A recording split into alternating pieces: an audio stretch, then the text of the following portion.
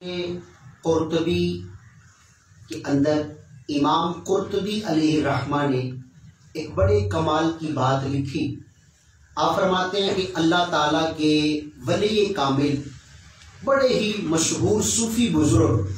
حضرت سیدنا ابراہیم بن ادہم رحمۃ اللہ تعالیٰ نے، آپ فرماتے ہیں ایک دن میں بصرہ شہر کے بازار سے گزر رہا تھا۔ فرماتا ہے جب بصرہ شہر کے بازار میں پہنچا تو کچھ لوگوں نے مجھے پہچان لیا، ان کو میرا تعارف تھا۔ ایک نوجوان میرے سامنے آیا اور آ کے کہنے لگا کہ اے ابراہیم بن ادم، آپ بہت بڑے ولی کامل ہو، آپ نبی پاک علیہ السلام کے دین کے بہت بڑے عالم ہو، ایک مسئلہ بیان فرمائیں۔ حضرت ابراہیم بن ادم فرماتے ہیں میں نے اس نوجوان سے کہا بیٹا کون سا مسئلہ ہے پوچھو۔ اس نے کہا کہ اللہ تعالیٰ نے قرآن کریم میں یہ ارشاد فرمایا اجیبوا دعوت الداعی اذا دعان، کہ اے میرے بندو میری بارگاہ میں تم مانگو، مجھ سے دعا کرو، میری بارگاہ میں دستے دعا بلند کرو، میں تمہاری دعائیں قبول فرماؤں گا۔ مگر کیا وجہ ہے؟ مسئلہ میرا یہ ہے ہم اللہ کی بارگاہ میں دعائیں مانگتے ہیں مگر رب کی بارگاہ میں ہماری دعائیں جو ہیں وہ قبول نہیں ہوتی۔ اب اس کا یہ سوال تھا کہ حضرت مجھے اس کا جواب چاہیے، اللہ تعالیٰ سے دعا مانگتے ہیں مگر رب ہماری دعائیں قبول نہیں کرتا، اور قرآن کریم اللہ تعالیٰ نے فرما دیا مجھ سے مانگو میں تمہاری دعائیں قبول کروں گا۔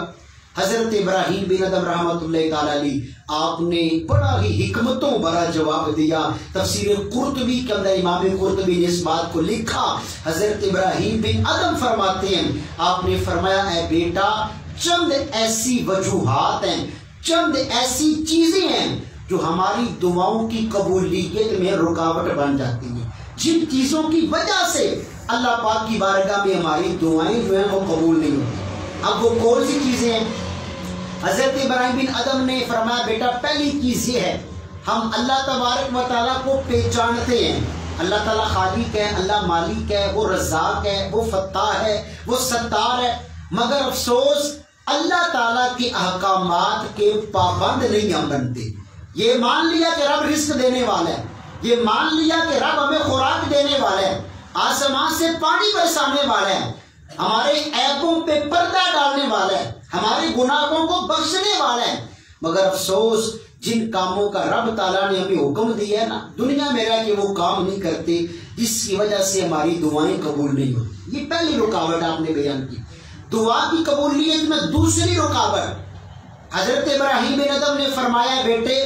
ہم نبی پاک اسلام سے محبت کے دعوے کرتے ہیں کہ یا رسول اللہ آپ کی خاطر تو میں جان بھی قربان کروں گا، یہ بھی کام کر دوں گا۔ آپ نے فرمایا رسول اللہ پر جان قربان کرتے ہیں مگر جن کاموں کے کرنے کا نبی علیہ السلام نے حکم دیا وہ کام نہیں کرتے، خالی زبان کی حد تک ہمارے کھوکھلے دعوے ہوتے ہیں، ہماری دعائیں اس لیے رب کی بارگاہ میں قبول نہیں ہوتی۔ اگر تمہاری تمنا ہے رب تمہارے اٹھے ہوئے ہاتھوں کی لاج رکھے تمہیں رسول اللہ کی سنت و شریعت پر عمل کرنا پڑے گا۔ تیسری دعا کی قبولیت میں رکاوٹ حضرت ابراہیم بن ادم رحمۃ اللہ تعالیٰ نے آپ نے یہ بیان فرمائی، آپ نے فرمایا بیٹے ہماری دعائیں قبول اللہ کی حضور کیوں نہیں ہوتی؟ ایک وجہ یہ ہے ہم قرآن پاک کی تلاوت کرتے ہیں، قرآن پاک پڑھتے ہیں مگر جن کاموں کے کرنے کا اللہ کا کلام ہمیں حکم دیتا ہے وہ کام نہیں کرتے۔ ہم غور کریں نا قرآن کریم کا علم حاصل کرتے ہیں، قرآن کریم جن کاموں کے کرنے کا حکم دے رہا ہے کیا وہ ہم کام کرتے ہیں؟ جن کاموں سے رب کا کلام ہمیں منع کر رہا ہے کیا ان کاموں سے رکتے ہیں؟ فرمایا قرآن پاک پڑھ لیا مگر قرآن کے مطابق عمل نہ کیا، یہی دعا کی قبولیت میں رکاوٹ ہے۔ چوتھے نمبر پہ آپ نے فرمایا ہماری تمنا کیا ہوتی ہے اللہ ہمیں جنت عطا فرمائے، اللہ ہمیں جنت کی نعمتیں عطا فرمائے، مگر فرمایا اے بیٹے افسوس ہم کام جنت میں جانے والے نہیں کرتے جس کی وجہ سے ہماری دعائیں قبول نہیں ہوتی۔ پانچویں نمبر پہ فرمایا ہارنے کی تمنا ہے اللہ مجھے جہنم کی آگ سے بچا لے، اللہ مجھے نارے دوزخ سے بچائے، مگر افسوس کام ہم جہنم میں جانے والے کرتے ہیں جس کی وجہ سے ہماری دعائیں اللہ کی بارگاہ میں قبول نہیں ہوتی۔ آخر میں آپ نے ایک اور وصیت فرمائی، آپ نے فرمایا ایک اور قبولیت ہے دعا میں رکاوٹ، وہ یہ چیز ہے ہر بندہ کہتا ہے شیطان ہمارا کھلا دشمن ہے،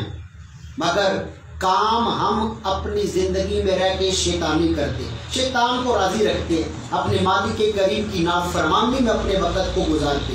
پھر آپ نے فرمایا ایک اور رکاوٹ دعا کی قبولیت میں، وہ یہ ہے ہم سارے جانتے ہیں کہ ایک نہ ایک دن ہمارے اوپر موت تیاری ہوگی، ہمیں موت کے ڈنگ سے ڈسا جائے گا، مگر افسوس اپنی زندگی کے سانسوں کو غنیمت نہیں جانتے، اپنی زندگی میں رہ کر اپنی قبر و آخرت کی تیاری نہیں کرتے، اپنی قبر کو روشن کرنے کا انتظام نہیں کرتے، اپنی موت کی تیاری نہیں کرتے۔ پھر آگے آپ نے فرمایا ایک اور وجہ دعا کی قبولیت میں، وہ یہ ہے کوئی بندہ دنیا سے چلا جائے، جنازے کے بعد اس کو جب سپرد خاک کرتے ہیں نا، تدفین اس کی کرتے ہیں، تو ہم اپنے لیے عبرت حاصل نہیں کرتے، آج یہ بندہ دنیا چھوڑ کے چلا گیا، اس کے دل میں بڑے بڑے جو ارمان تھے، بڑی بڑی امنگیں تھیں، بڑی بڑی امیدیں تھیں، یار میں بڑا ہو کے یہ کام کروں گا، فلاں جگہ جاؤں گا، فلاں نوکری کروں گا، مگر آج موت کے ڈنگ سے ڈسا گیا، آج لقمہ اجل بن گیا، آج اپنی قبر میں جا رکھا ہے۔ حضرت ابراہیم بن ادم نے بڑی حکمتوں بھرے جواب دیے، فرمایا بیٹا جب ہمارے اندر یہ کیفیت پیدا ہوگی، ہم زاروں کی طرح روئیں کہ یار آج یہ جا رہا ہے، ایک دن آئے گا میں بھی سب کو چھوڑ کے تنہا قبر میں جاؤں گا۔ فرماتے جب ہمارے اندر یہ کیفیت آئے گی، ہم موت سے عبرت پکڑیں گے، اللہ ہماری دعائیں قبول فرما لے گا۔ اور اسی طرح آخری نصیحت حضرت ابراہیم بن ادم نے جو کی وہ یہ تھی، آپ نے فرمایا بیٹا ہم لوگوں کے